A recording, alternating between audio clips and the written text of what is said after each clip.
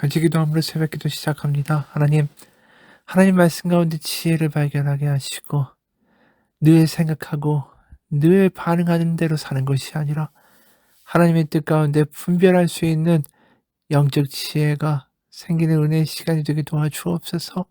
예수님 이름 받들어 기도합니다. 아멘. 오늘은 창세기 24장 50절에서 67절까지의 말씀입니다. 창세기 24장 50절에서 67절까지의 말씀입니다. 라반과 부두엘이 대답하여 이르되 일이 여호와께로 말미암았으니 우리는 가부를 말할 수 없노라. 리브가가 당신 앞에 있으니 데리고 가서 여호와의 명령대로 그를 당신의 주인의 아들의 아내가 되게 하라. 아브라함의 종이 그들의 말을 듣고 땅에 엎드려 여호와께 절하고 은금 패물과 의복을 꺼내어 리브가에게 주고 그의 오라버니와 어머니에게도 보물을 주니라. 이에 그들 곧 종과 동행자들이 먹고 마시고 유숙하고 아침에 일어나서 그가 이르되 나를 보내어 내 주인에게로 돌아가게 하소서. 리브가의 오라버니와 그의 어머니가 이르되 이 아이로 하여금 며칠 또는 열흘을 우리와 함께 머물게 하라. 그 후에 그가 갈 것이라. 그 사람이 그들에게 이르되 나를 만류하지 마소서. 여호와께서 내게 형통한 길을 주셨으니 나를 보내어 내 주인에게로 돌아가게 하소서. 그들이 이르되 우리가 소녀를 불러 그에게 물으리라 하고 리브가를 불러 그에게 이르되 네가 이 사람과 함께 가려느냐? 그가 대답하되 가겠나이다. 그들이 그 후에 리브가와 그의 유모와 아브라함의 종과 그 동행자들을 보내며 리브가에게 축복하여 이르되 우리 누이여 너는 천만인의 어머니가 될지어다. 내 씨로 그 원수의 성물을 얻게 할지어다. 리브가가 일어나 여자 종들과 함께 낙타를 타고 그 사람을 따라가니 그 종이 리브가를 데리고 가니라. 그때 이삭이 부엘라 헤로이에서 왔으니 그가 네게부 지역에 거주하였음이라. 이삭이 저물 때에 들에 나가 묵상하다가 눈을 들어 보매 낙타들이 오는지라. 리브가가 눈을 들어 이삭을 바라보고 낙타에서 내려 종에게 말하되 들에서 배회하다가 우리에게로 마주오는 자가 누구냐? 종이 이르되 이는 내 주인이니이다. 리브가가 너울을 가지고 자기 얼굴을 가리더라. 종이 그 행한 일을 다 이삭에게 아뢰매 이삭이 리브가를 인도하여 그의 어머니 사라의 장막 헤브론으로 드리고 그를 맞이하여 아내로 삼고 사랑하였으니 이삭이 그의 어머니를 장례한 후에 위로를 얻었더라. 아멘. 오늘 라반은 이 일이 50절에서 말하듯이 여호와께로 말미암았으니 우리는 가부를 말할 수 없다. 그래서 리브가를 데리고 가는 것을 여호와의 뜻이니까 우리가 순종하겠다라고 말을 하죠. 하지만 그 사람은 여호와와는 전혀 관계가 없는 사람입니다. 그저 야곱을 착취하고 자신의 조카를 그렇게 어떻게 보면 이익을 위해서 희생시킬 수 있는 탐욕스러운 사람이지요. 게다가 나중에 보면 드라빔이라는 우상과 가정의 수호신을 섬기는 사람이었습니다.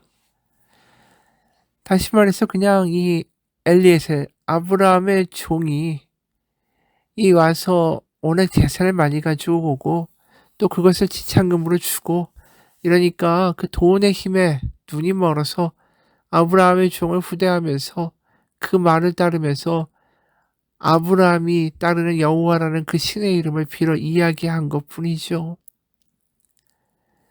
사실 이 낙타를 타고 왔는데 그리고 또 낙타를 타고 리브가가 가나안 땅으로 가죠. 근데 이 낙타는 그 당시에 거부들만이 가질 수 있는 재산의 목록입니다. 게다가 그 노인이 이렇게 많은 재물을 가지고 왔잖아요.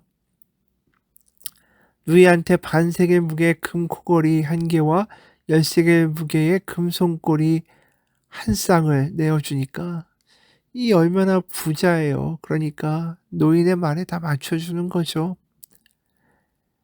그래서 실제로 53절을 보면 라반과 그의 어머니에게 보물을 주었다라고도 표현합니다. 그렇게 이제 리브가를 데리고 엘리에셀은 길에 오르죠.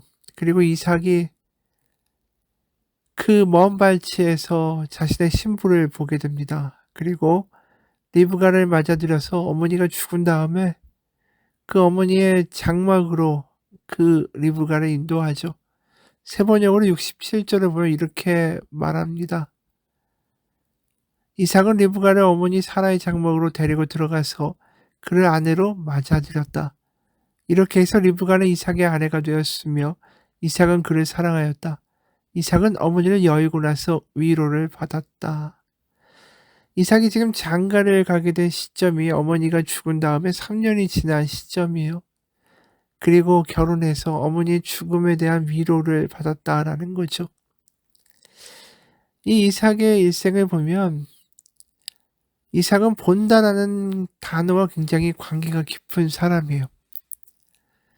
창세기 22장에서 이제 제단에 눕혀지죠. 아버지가 죽이려고 하지만 하나님의 사자가 그를 말려서 다시 살아나게 되죠. 그리고 그곳에서 이미 하나님이 준비하신 순양을 발견하게 됩니다. 그래서 그 장소를 여호와 이레라고 불렀죠. 바로 여호와의 산에서 준비되리라 뭐 이런 뜻으로 말하지만 사실 여호와 이레라는 말을 직역으로 표현하면 라에서 온 거예요. 보다. 그래서 여호와 이레라는 뜻은 감찰하신 하나님, 보신 하나님이라는 뜻입니다. 그러니까 자신의 생명이 사실 끊어질 뻔했는데 자신 대신에 순양이 거기에 바쳐지고 하나님이 그 모든 것에서 자기를 구출하시고 어떻게 보면 하나님에 대한 신실한 믿음을 가지게 한 그 장소가 모리아산이고 그것이 여호와 이레라고 불리는 거죠. 하나님이 다 보고 계시다. 하나님의 뜻이 있으시다. 그리고 이 라라는 동사 그거와 관련된 지명이 하나 더 있죠. 부엘라 헤로입니다. 바로 이삭이 거했던 곳이 부엘라 헤로이였어요. 근데 부엘라 헤로이라는 지명은 사실 창세기 16장에서 이미 나온 바가 있습니다. 이 아브라함의 첩이죠. 하갈이 사라가 이제 구박을 하니까 도망을 갔다가 하나님을 만나게 되죠. 임신한 여자가 거의 호롤단신으로 그 사막 지역을 나온다라는 것은 사실 죽는 것밖에 길이 없었어요. 그런데 하나님이 이 하갈을 살리시죠. 창세기 16장 6절 보면 아브라함이 사라에게 이르되 당신의 여종은 당신의 수중에 있으니 당신의 눈에 좋을 대로 그에게 행하라 하며 사레가 하갈을 학대하였더니 하갈이 사레 앞에서 도망하였더라. 여호와의 사자가 광야의 샘물 곁 곧 술길 샘 곁에서 그를 만나 이르되 사라의 여종 하갈아 네가 어디서 왔으며 어디로 가느냐. 그가 이르되 나는 내 여주인 사레를 피하여 도망하나이다. 여호와의 사자가 그에게 이르되 내 여주인에게 돌아가서 그 수하에 복종하라. 여호와의 사자가 또 그에게 이르시되 내가 너의 씨를 크게 번성하여 그 수가 많아 셀 수 없게 하리라. 여호와의 사자가 또 그에게 이르되 네가 임신하였은즉 아들을 낳으리니 그 이름은 이스마엘이라 하라. 이는 여호와께서 너의 고통을 들으셨음이니라. 그가 사람 중에 들나귀 같이 되리니 그의 손이 모든 사람을 치겠고 모든 사람의 손이 그를 칠치며 그가 모든 형제와 대항하여 살리라 하니라. 하갈이 자기에게 이르신 여호와의 이름을 나를 살피신 하나님이라 하였으니 이는 내가 어떻게 여기서 나를 살피신 하나님을 배웠는고 함이라. 그러므로 그 샘을 부엘라 헤로이라 불렀으며 그것은 가데스와 베레 사이에 있더라. 그러니까 자신을 살피신 하나님, 나를 보신 하나님, 그렇게 여호와를 불렀다라는 거예요, 하갈이. 그래서 그 장소를 특별하게 부엘라 헤로이라고 불렀다라는 거죠. 직역하면 나를 살피시는 살아계신 이의 우물이다라는 뜻이에요. 그래서 이 부엘은 우물이고 라헬은 생명이 있다 이런 뜻이고 로이는 아까 말한 라라는 동사에서 나온 보신다라는 뜻이에요. 그러니까 부엘라 헤로이는 보신 하나님을 상징하는 거죠. 그리고 여호와 이레 이삭이 경험한 것도 보시는 하나님이었어요. 그러니까 사실은 이 이삭이 많은 시간을 머물렀던 곳이 바로 부엘라 헤로이였습니다. 그리고 자신의 아내가 될 리브가를 40세에 만난 것도 부엘라 헤로이였어요. 어머니의 죽음으로 인해 슬픔에 빠져있던 자신에게 위로가 돼주는 아내를 만나고 또 20년을 살다가 야곱과 에서를 60살에 낳게 된 것도 바로 부엘라 헤로이였습니다. 그 후에 거기서 야곱이 15살이 되고 또 야곱이 에서의 장자권을 파축으로 산 것도 그곳입니다. 굉장히 오랜 시간을 살은 거죠. 그래서 그 이후에 흉년을 만나게 되고 하나님이 이제 그들을 그랄 땅으로 보낼 때까지 부엘라 헤로이에서 이 가정을 만들고 살았다라는 거예요. 결국 이삭의 신앙의 본바탕 하나님이 보신다라는 겁니다. 하나님이 보고 계시기에 자기의 죽음을 멈추게 하셨고 또 하갈의 믿음에도 하나님이 나를 보살피시고 나의 어려운 환경과 나의 슬픔과 질고를 보신다. 그래서 이삭이 부엘라 헤로이에서 머물렀다라는 게 참 의미심장하죠. 하갈과 같은 보시는 하나님을 간증하고 있는 사람이 이삭이기 때문입니다. 그래서 이 이삭이라는 사람이 부엘라 헤로이에서 머물면서 늘 생각했던 고백이 무엇일까?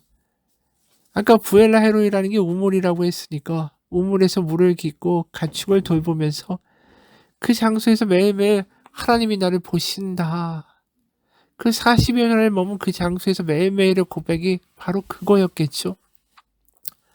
그의 삶의 정체성이고 그의 삶을 지탱하는 힘을 하나님이 보신다라는 것입니다. 사실 이것은 나중에 이스라엘 백성의 고백이 되기도 하죠. 출애굽기 4장 31절. 출애굽기 4장 31절 보면 백성이 믿으며 여호와께서 이스라엘 자손을 찾으시고 그들의 고난을 살피셨다 함을 듣고 머리를 숙여 경배하였다. 그들이 뭐라고 느낀 겁니까? 자신들의 환난과 어려움과 노예 생활이지만 하나님이 우리를 보셨다, 살피셨다. 그렇게 말씀하고 있다라는 거예요. 결국 이삭의 믿음은 우리를 살피고 우리를 바라보시고 우리에게서 눈길을 옮기시지 않는 하나님이시다. 그래서 부엘라 헤로이에서 그 리브가를 맞이하게 된 거 아니겠어요? 우리에게도 그런 고백이 있습니까? 그런 믿음이 있습니까? 결국 우리가 하나님이 나를 보신다라는 생각을 정말 마음 깊은 곳에서 하고 산다면 우리의 삶은 달라지겠죠. 우리가 아무리 어렵다 할지라도 모든 것이 무너져 내릴 것 같은 때에도 나를 보신 하나님을 믿을 수 있다면 그것이 능력이 되지 않겠어요? 실직당한 어느 가장의 이야기입니다. 실직당한 그는 미래에 대한 두려움과 걱정으로 어깨를 축 늘어뜨린 채 무거운 발걸음을 이끌고 집으로 향합니다. 현관에 들어서자 게임에 열중하고 있는 아들이 보였죠. 평상시 같으면 너 왜 공부를 안 하고 게임만 하냐고 잔소리를 했겠지만 그날은 그런 잔소리를 할 의욕도 없었어요. 그저 게임하고 있는 아들을 우두커니 바라봤죠. 그렇게 보고 있는데 조금 이상했습니다. 게임에 져서 게임의 fail이라는 영어로 FAIL 실패라는 단어가 화면에 떠오르는데 아들은 오히려 이 실패라는 단어를 보면서 더 신나하는 게 아니겠어요? 그래서 아버지가 물었죠. 너 이 fail이라는 뜻이 뭔지 모르니? 실패라는 뜻 아니에요? 아들이 대답하죠. 근데 왜 그렇게 기뻐해? 실패라는 말이 무슨 뜻인지 몰라. 그러자 아들이 하는 말이 이랬대요. 에이, 아빠도 게임에서 실패라는 건 다시 한 번 더 해보란 뜻이잖아요. 새로 한 번 더 할 수 있으니까 얼마나 좋아요. 아들의 이 답을 듣고 아버지는 깜짝 놀랐죠. 뭔가 생각을 달리하게 된 계기가 됐다라는 거예요. 이삭이나 하갈이나 둘 다 죽음의 마지막까지 몰렸어요. 이삭도 죽을 뻔했죠. 하갈도 죽을 뻔했어요. 임신한 여자가 강도를 만날 수도 있고 먹을 것도 없고 물도 없는데 도망쳐서 어딜 가겠어요. 인생이 페일이죠. 실패고 끝이라고. 근데 그 상황에서 놀라운 역전이 일어난 거 아닙니까? 하갈이나 이삭이나 평생의 고백은 그거죠. 하나님이 보고 계신다. 그런 하나님을 만나서 이들은 살았습니다. 그리고 그들의 고백은 매일매일 하루하루마다 하나님이 보고 계신다라는 것입니다. 산드라 맥컬럼이라는 여자분이 죽기까지 노력했다라는 글을 썼습니다. 책을. 거기 한 부분입니다. 거의 모든 사람들이 하나님께서 사람을 사랑하신다는 것을 나는 알아 이렇게 말한다. 그러나 하나님께서 일반적으로 사람을 사랑하신다는 사실을 그냥 아는 것과 하나님께서 바로 나를 개인적이고도 인격적으로 심지어 나의 모든 불완전함에도 불구하고 사랑하신다라는 사실을 한 점의 의심도 없이 아는 것은 다른 이야기다. 하나님께서는 우리와 관련된 모든 것에 관심을 두신다. 하나님께서는 당신이 몸부림치고 힘들었던 이야기보다 승리의 이야기를 하는 것을 더 듣기 원하시는 분이 아니다. 하나님은 당신의 모든 이야기에 관심을 기울이신다. 하나님은 당신을 사랑하시고 당신의 모든 삶에 그 삶의 모든 순간에 들어가고 싶어 하신다. 하나님께서는 당신과 긴밀한 관계를 맺길 아주 간절히 원하셔서 그것을 위하여 그분의 외아들이 고통당하고 죽는 모습을 외면하셨으며 사실 온 세상 그 무엇보다 당신을 우리 주 예수 그리스도 안에서 드러난 하나님의 사랑에서 끊지 못하신다. 이 진리가 당신의 마음에 깊이 뿌리 내릴 때 당신은 달라질 수밖에 없다.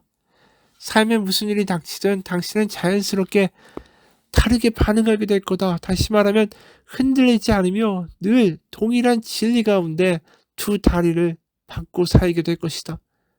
당신은 하나님께 특별한 존재고 하나님이 당신을 아주 깊이 돌보신다는 그 진리에 우뚝 서는 것 말이다. 하나님이 당신과 함께 계시다는 사실을 믿어지면 또 하나님의 사랑이 결코 실패하지 않는다라는 게 믿어지면 당신은 실제로 하나님의 사랑 안에 감싸여져 살아가는 것을 경험하게 될 것이다. 그렇습니다. 하나님이 보고 계신다. 그거 하나가 믿어진다면 우리는 늘 다시 시작할 수 있는 인생이 될 겁니다. 같이 기도하겠습니다. 우리가 주일만 하나님을 믿고 내가 필요할 때만 하나님께 아쉬운 것을 구하는 믿음이 아니라 우리 삶 속에서 나를 바라보신 하나님과 눈을 맞추며 살아갈 때에 우리의 삶은 달라질 것입니다. 걱정과 근심과 좌불안석과 내 눈앞에 보이는 것이 꼭 돼야만 한다는 강박관념에서 벗어나게 될 것이고 하나님이 보고 계시기에 억울할 것도 두려울 것도 없는 자유함이 생길 것입니다. 하갈이나 이삭이나 나를 보신 하나님을 믿었기에 그들은 그 세월을 살아낼 수 있었습니다. 우리도 나를 보신 하나님을 경험하고 기억하고 느끼고 고백하며 살아갈 수 있는 하루가 되기를 주님의 은혜로 살아갈 수 있기를 기도합니다. 예수님 이름 받들어 기도합니다. 아멘.